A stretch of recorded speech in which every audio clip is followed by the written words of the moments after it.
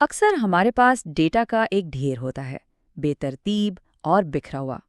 اسے ایک ایسی صاف ستھری رپورٹ میں کیسے بدلا جائے جو بڑے فیصلوں میں مدد دے سکے؟ آج کی اس گفتگو میں ہم اسی سفر کو سمجھیں گے، یعنی انتشار سے وضاحت تک کا سفر۔ تو دیکھیں، فرق بالکل صاف ہے۔ بائیں طرف معلومات کا ایک بے ترتیب انبار ہے اور دائیں طرف وہی معلومات ایک صاف ستھرے منظم ٹیبل میں ہے۔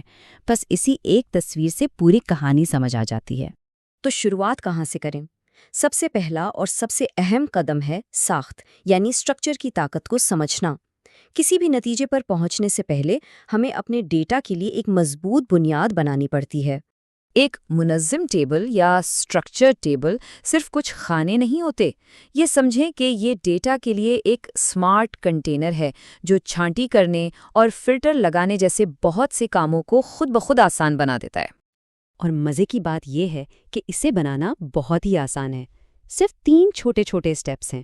پہلے ڈیٹا کو سلیکٹ کریں، پھر Ctrl+T دبائیں اور آخر میں یہ کنفرم کر دیں کہ آپ کے ٹیبل میں ہیڈرز ہیں۔ بس ہو گیا۔ جیسے ہی آپ ٹیبل بناتے ہیں، آپ کو فوراً کچھ زبردست فائدے ملتے ہیں۔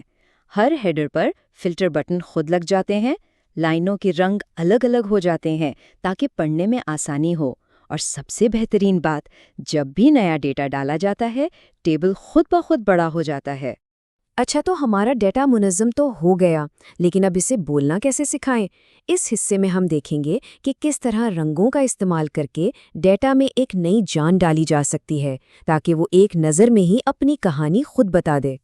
یہ کوئی جادو نہیں، یہ ہے کنڈیشنل فارمیٹنگ کا کمال۔ ہم صرف اصول بناتے ہیں۔ اگر اسکول کی سطح ہائی ہے تو اسے ہرا کر دو، اگر پرائمری ہے تو پیلا، اور اگر کسی اسکول کی حاضری 70% سے کم ہے تو اسے فوراً لال رنگ سے نمایاں کر دو۔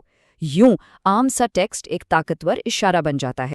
سوچے ذرا، جب کوئی مینیجر رپورٹ میں ایک لال رنگ کی لائن دیکھتا ہے تو اس کے ذہن میں کیا آتا ہے؟ یہ صرف رنگ نہیں ہے، یہ ایک الارم ہے، ایک ایکشن سگنل ہے کہ یہاں فوری توجہ کی ضرورت ہے۔ چلیں اب آخری مرحلے کی طرف بڑھتے ہیں۔ ڈیٹا منظم بھی ہے اور رنگوں سے اپنی کہانی بھی بتا رہا ہے۔ اب اسے ایک پروفیشنل رپورٹ کی شکل کیسے دی جائے؟ وہ آخری ٹچ جو ایک عام سی اسپریڈ شیٹ کو ایک متاثر کن رپورٹ بنا دیتا ہے۔ مرج اینڈ سینٹر کا کام بہت سیدھا سا ہے۔ یوں سمجھ لیں کہ آپ 2 چھوٹے سیلز جیسے A اور B کو جوڑ کر ایک بڑا سیل AB بنا رہے ہیں۔ یہ ٹائٹل بنانے کے لیے بہترین ہے۔ ایک اچھا واضح ٹائٹل بنانے کے لیے بس یہ چند قدم اٹھانے ہیں۔ اس سے رپورٹ کو ایک صاف ستھری شکل ملتی ہے اور دیکھنے والے کی توجہ سیدھی اہم ترین معلومات پر جاتی ہے۔ کبھی کبھی سیل میں لکھی ہوئی بات بہت لمبی ہو جاتی ہے۔ ریپ ٹیکسٹ اسے اگلے سیل میں جانے سے روکتا ہے اور اسی سیل کے اندر نئی لائنوں میں اسے فٹ کر دیتا ہے۔ اس سے کیبل کی چوڑائی خراب نہیں ہوتی اور ساری معلومات بھی نظر آ جاتی ہے۔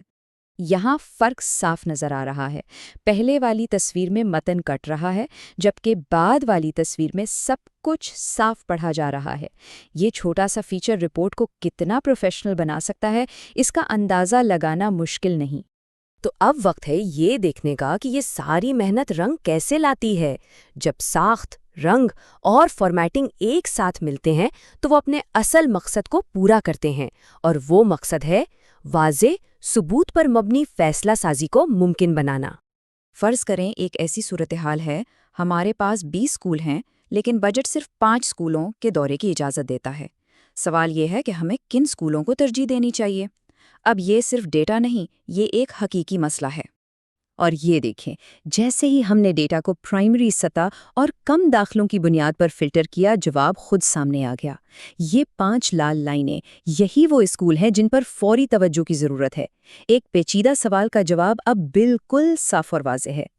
تو خلاصہ یہ ہے کہ وضاحت کی یہ 4 ستون ہیں: ٹیبل کے ذریعے ساخت، رنگوں کے ذریعے بصیرت، مرج اور سینٹر کے ذریعے درجہ بندی، اور ریپ ٹیکسٹ کے ذریعے پڑھنے میں آسانی۔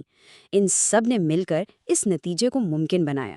اور آخر میں یہ سوال کہ جب ڈیٹا اتنا صاف اور واضح ہو جاتا ہے تو پھر کس طرح کے فیصلے ممکن ہو جاتے ہیں؟ تب معلومات صرف رپورٹنگ نہیں رہتی، بلکہ یہ حکمت عملی، منصوبہ بندی اور حقیقی تبدیلی کا ایک ذریعہ بن جاتی ہے۔